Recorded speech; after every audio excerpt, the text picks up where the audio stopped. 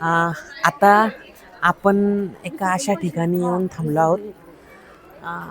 हे ठिकाण म्हणजे ना अंबरकोटाचं चक्रव्यूह असं आपण याला म्हणू शकतो. का? कारण इथपर्यंत ठीक आहे, इथपर्यंत शत्रू येत आहे आपल्यावाले, तर तो काय करेल, तो सरळ तर काही पळणार नाही समोर. तर तो काय करेल, या भिंतीचा सहारा घेईल किंवा याला आडून तो असा लपत तो या इथनं समोर येईल तो. पण इथं लपण्यासाठी ना जागा नाही आहे ॲक्च्युली. जरी शत्रू सैन्याला वाटतंय बाबा इथं लपतोय आपण, पण त्याच्यावरती सर्वतोपरी इथं नजर ठेवल्या जाते. कशी? तर ते वरती तुम्हाला दिसत असेल बघा, त्या खिडक्या आहे बघा वरती, तिथं सैनिक असायचे. त्यानंतर ह्या बुरुजावर सुद्धा सैनिक असायचे. आता हा बुरुज बघा तुम्ही, ह्या बुरुजावर इथं सैनिक असायचे. समोर त्या बुरुजावर सुद्धा सैनिक असायचे. आणि ते काय करायचे, इथं जर कधी समजा शत्रू इकडं लपला आहे या कोपऱ्यामध्ये, तर तिथूनच ते सांगायचे त्याला की इकडं लपलेला आहे. म्हणजे इथला सैनिक काय करणार, दगड म्हणा किंवा जे काही त्यांचं काही हत्यारं असतील त्यांनी त्याला इथून पिटाळून लावणार. आणि जर तो ह्या भागेमध्ये लपला तर इकडला जो बुरुज दिसतोय तुम्हाला वरती बघा एकदा, तो बुरुजवरचा, तर त्या बुरुजावरून इकडं लपणाऱ्या सैनिकाला वरती सांगणार ते इकडं लपलाय म्हणून. आणि ते किती लोक येत आहे आतमध्ये किती नाही ह्यावर ज्यावेळेस सगळीकडून त्यांच्यावरती भडीमार केल्या जाईल, त्यावेळेस काय होईल, तर तो मध्ये येईल, मध्ये पळेल. मध्ये आला की इथं लपलेले सैनिक असायचे, काही वरती लपलेले असायचे, ते काय करणार, त्याच्यावरती हल्ला करणार. आता तुम्हाला त्या तिथं एक खिडक्या दिसत असतील बघा वरती समोर, त्या 3 खिडक्या, तर त्या ॲक्च्युली शो म्हणून नाही ठेवलेल्या त्या खिडक्या. तर त्या खिडक्या याच्यासाठी ठेवलेल्या त्यांनी की ह्या भागामध्ये जो सैनिक उभा राहणार आहे किंवा येणार आहे त्यांच्यावरती लक्ष ठेवण्यासाठी त्या खिडक्या आहे. किंवा इथून जो बाहेरून काही जे सैनिक असतील तर त्यांच्यावरती लक्ष ठेवण्यासाठी त्या खिडक्या आहे. तर हे डिफेन्स सिस्टम इथं यांनी वापरलेलं आहे. त्या काळातलं हे तंत्रज्ञान म्हणजे एक किती विचार करून त्यांनी बनवलेला असेल. आणि आता बघा तुम्ही, जरी ते तोफगोळा जरी आणला तरी तो सरळ भिंतीवरती त्याला दागता येणार नाही. कारण का, इथं एवढ्या जागेमध्ये इथं तोफगोळा वार करता येणार नाही. आणि केला तरी पूर्ण जो बुरुज आहे ते पूर्ण गोल आहे, नागमोडी आहे बनवलेले. त्यामुळे त्याच्यामध्ये एक तर त्याच्यातून गोळा सरकून बाजूला जाईल किंवा आदळून बाजूला पडेल, पण सरळ डायरेक्ट भिंतीवरती वार होणार नाही त्याचा. त्याचं हे सिस्टम बनवलेलं इथं यांनी. आणि अजून एक तुम्हाला दाखवतो महत्त्वाचं, गोपाल पाठीमागं जाऊन आहे ना ती छोटीशी इकडे अलीकडे ती एक खिडकी बघ, ती खिडकी ह्या दरवाजाच्या मध्ये तुम्हाला ती एक खिडकी दिसत असेल बघा. तर ती जी खिडकी आहे ना, तर त्या खिडकीतून इथून येणारा व्यक्ती सरळ त्या खिडकीतून त्यांना पाहण्यासाठी. आणि तिचा वापर एक दुसऱ्या अशा कारणासाठी पण करण्यात येतो की ज्यावेळेस राजा यायचा तर त्याच्या स्वागतासाठी फुलं वगैरे टाकल्या जायचे, तर ते त्या खिडकीतून सुद्धा टाकल्या जायचे त्यांच्यावरती, त्यांच्या स्वागतासाठी त्याचाही वापर केला जायचा. आणि दुसरं म्हणजे त्याचं लक्ष वॉच टॉवरसाठी खूप छान केला. कारण जरी येणारा शत्रू सैन्य तर किती संख्येने येतोय, काय येतोय, त्याच्याजवळ कोणकोणते हत्यार आहे ते सगळं पाहण्यासाठी त्याला इथं दाखवल्या जाणं, म्हणजे त्यांच्यावर लक्ष ठेवण्यासाठी ती एक खिडकी आहे. आता आपण इथल्या ज्या तोफ ठेवलेल्या आहेत तिथं, त्या तोफ एकदा आपण फिरून बघणार आहोत. आणि त्या कुठून आणल्यात, काय आणल्यात, तर तिथं त्यांचे फोटो वगैरे लावले तुम्ही तर बघू शकता. आणि ते प्रत्येक ठेवलेल्या ज्या तोफा आहेत तर त्या सगळ्या तोफा इथं आणून ठेवल्या जाते इथं. आता त्या वेगवेगळ्या ठिकाणून आणलेल्या आहेत त्या, आणि इथं आणून ठेवलेल्या त्या तोफे, तर त्या तुम्ही नंतर बघू शकता किंवा तुम्ही देऊन बघू शकता. तसं एकदा आपण नजर मारून घेऊ त्याच्यावरती. ओके, ठीक आहे. हे मित्रा ये इकडे. तर हे मित्र काही मिळाले तिथं किल्ल्यावर आलो होतो त्यावेळेस. तर मित्र, नाव तुमचं? दिनेश. तुझं नाव? आर्यन. आणि तुमचं? जैन. असे 3 जण मिळाले ते. आणि तुम्ही कुठं राहता? माळीवाडा. म्हणजे इथंच राहता दौलताबादला. आणि आज किल्ला बघायला आता का रोजच येता? दररोज येता? हा हा, मेंढी तोप जवळ का? मग फोटो काढले का नाही? अच्छा, चालेल. चला मग, हे आमचं युट्यूब चॅनल आहे आणि आम्ही ब्लॉग बनवतो आम्ही सर्वज्ञ ऑफिशियल म्हणून आमचं युट्यूब चॅनल आहे, ब्लॉग बनवतो. चला, थँक्यू.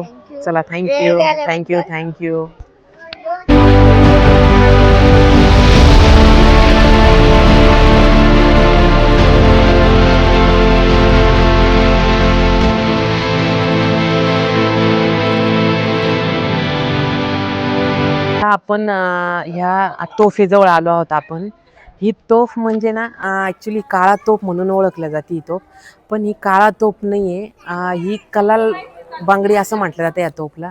ही तोफ जर तुम्ही रायगड किल्ल्यावरती जर गेला असाल तर ती तुम्हाला पाहायला मिळेल ही तोफ. आणि ह्याच तोफेचं आणखी एक तोफ आहे जी कलाल बांगडी म्हणून, तर ती तुम्हाला वरती एक काळा तोफ म्हणून आहे ती पाहायला मिळेल. आता हिला कलाल बांगडी का म्हणायचं आपण, तर ही जी तोफ आहे ना तर ही वेगवेगळ्या भागांमध्ये बनवून इथं आणलेली आहे आणि नंतर हिला इथं आणून ॲसेंबल करण्यात येतं. का? कारण ह्या जे तुम्हाला इथं दिसतंय ना हे स्ट्रॅटजी बनवलेलं, तर या बांगड्या आहेत आणि या बांगड्यांना हा प्रत्येक हिस्सा जोडलेला असतो याचा वेगवेगळ्या हिस्स्यामध्ये. त्यामुळे हिला बनवलेलं हिला कलाल बांगडी असं म्हटलं जातं या तोफला. ही पंचधातूची असू शकते, मिक्स धातूची असू शकते किंवा तांब बी असू शकते हिच्यामध्ये. वरतून तर शक्यतो तांब वापरलं जातं कारण आपण आता उन्हात आहोत, पण तरी हात लावल्यानंतर एवढी थंड दिसते ही तोफ.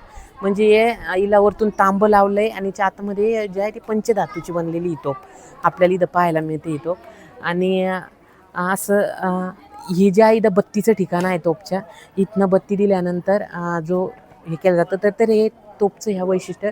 हिचं वजन कदाचित हिचं वजन एक 8 ते 9 टन वजन तुम्हाला हिचं पाहायला मिळेल इथं ह्या तोफचं वजन. आणि हिची जी मारक क्षमता आहे तर ती जवळपास 3 ते 4 किलोमीटरपर्यंतची मारक क्षमता पाहायला मिळते. पहिले ही तोफ ह्या बुरुजांवर ठेवलेली होती, पण त्यानंतर जेव्हा हा किल्ला भारत स्वातंत्र्यानंतर आपल्या महाराष्ट्राच्या शासनाच्या अंडरमध्ये आला त्यावेळेस त्यांनी हे नंतरचं एक स्ट्रक्चर तयार करून ही तोफ याच्यावरती ठेवली येणाऱ्या पर्यटकांना पाहण्यासाठी. आता हे बघा इथं तोफचे ना काही गोळे दागलेले बघा, तर हे जाणीवपूर्वक काढलेले नाही आहे बाहेर, कारण इथं सिमेंट वगैरे टाकून हे फुटू नये काढताना एखाद्या वाचून ठेवताना वगैरे फुटू नये म्हणून तसेच ठेवण्यात आलेले आहे. तर हे कदाचित समोरून दागले असतील आणि ते या दगडांमध्ये येऊन बसले असतील. तर हे गोळे बघा तुम्हाला इथं दागलेले हा एक आणि इथं एक हा एक इथे ठेवण्यात आलेले 2 गोळे.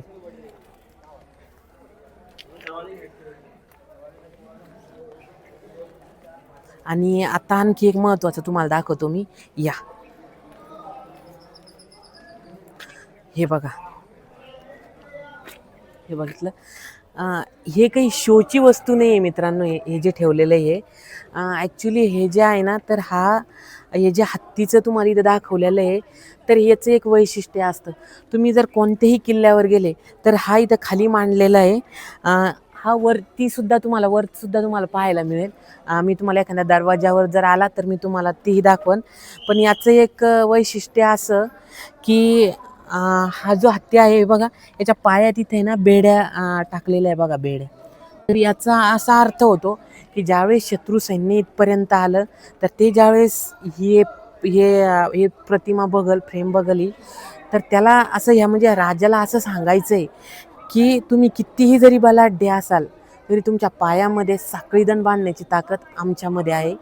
त्यामुळे ह्या राजाचं जे शौर्याचं प्रतीक त्यांनी दाखवलं आहे आणि समोरून शत्रू सैन्याला एक धास्ती बसावी त्यासाठी केलेलं त्यांनी हे सिस्टम तुम्हाला इथं पाहायला मिळतं.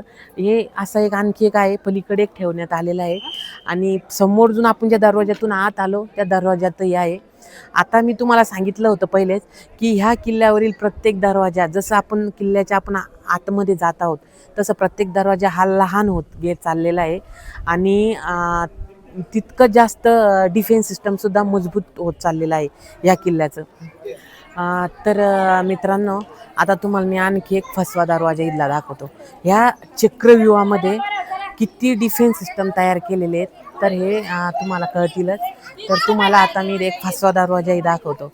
आता बघा हा मुख्य दरवाजा आहे जो किल्ल्याच्या आत आपण प्रवेश करतो तो. आणि याच्या आतमध्ये बघा इथं बिजागऱ्या वगैरे आहेत. दरवाजाला सेम स्ट्रॅटर्जीनं बनवलं आहे. लाकडी दरवाजे आहेत, त्याच्यामध्ये दिंडी दरवाजा आहेत. तो दिंडी दरवाजाही तुम्हाला दाखवतो मी. त्यानंतर एक फसवा दरवाजा कशासाठी, तर ज्यावेळेस शत्रू सैन्य इथं येईल तर इथं आल्यानंतर ज्यावेळेस त्याला सगळीकडून त्याच्यावरती ज्यावेळेस हल्ला होईल तर त्याला पळण्यासाठी मार्ग मिळणार नाही किंवा तो पळण्यासाठी त्याला कुठं पळावं त्याला कळणार नाही. त्याच्यामुळं तो काय करेल, एक तर तो ह्या मुख्य दरवाजाकडे पळेल किंवा त्याला इथनं बाहेर पडता येईल तो मार्ग तो शोधेल. तर एक फसवा दरवाजा तुम्हाला दाखवतो मी. तुमच्या पाठीमागं एक फसवा दरवाजा दाखवतो मी.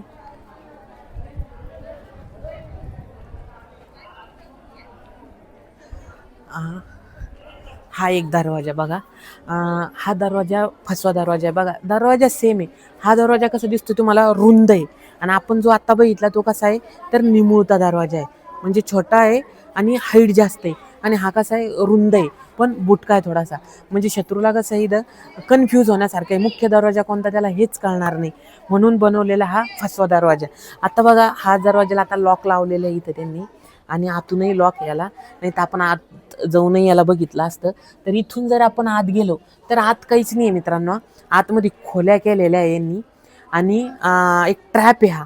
ज्यावेळेस शत्रू आत जाईल इथनं तर तो काय करणार सरळ आत गेल्यानंतर एक ट्रॅप आहे आतमध्ये.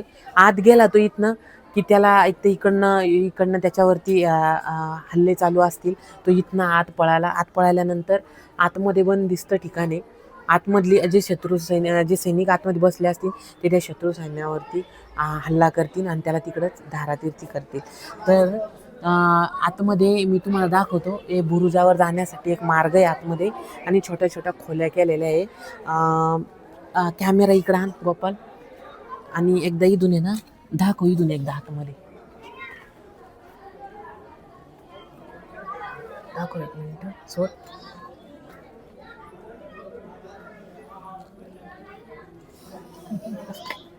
हे बघू शकता तुम्ही या बुरुजांवर जाण्यासाठी मार्ग आणि आतमध्ये बघा खोल्या केलेल्या आहे. तर ह्या शत्रूंना मारण्यासाठी आणि त्यांच्यावर लक्ष ठेवण्यासाठी आणि एक असा ट्रॅप की जिथे गेल्यानंतर त्याला बाहेर येण्याला चान्स नसणार. एवढं सगळं डिफेन्स सिस्टम यांनी इतकं मजबूत इथं बनवून ठेवलं आहे. आता आपण जो मी तुम्हाला म्हटलं दरवाजाच लहान आहे पण त्याची हाईट जास्त आहे आणि बघा प्रत्येक बुरुज हा हाईटला वाढत वाढत गेलेला आहे मित्रांनो. म्हणजे तुम्ही पहिल्यापासून जसं आपण समोर आलो छोटा बुरुज, त्याच्यानंतर त्याची हाईट जास्त, त्याच्यानंतरचा बुरुज हाईट जास्त, असे इथं खूप साऱ्या तटबंदी आहेत आणि त्या प्रत्येक तटबंदीची हाईट यांनी वाढवलेली आहे. का वाढवलेली आहे? कारण प्रत्येक तटबंदीतून येणारा शत्रू त्यांना समोरच्या तटबंदीतून त्यांना दिसला पाहिजे. तो किती संख्येनं येतोय हे दिसलं पाहिजे. हे सगळं सिस्टम वापरलेलं. चला आता आपण हा दरवाजाची एक दिंडी दरवाजा बघू, आतलं सगळं बघू आणि त्यानंतर समोरचा काय ट्रॅप त्यांनी तयार करून ठेवलाय तोही बघू.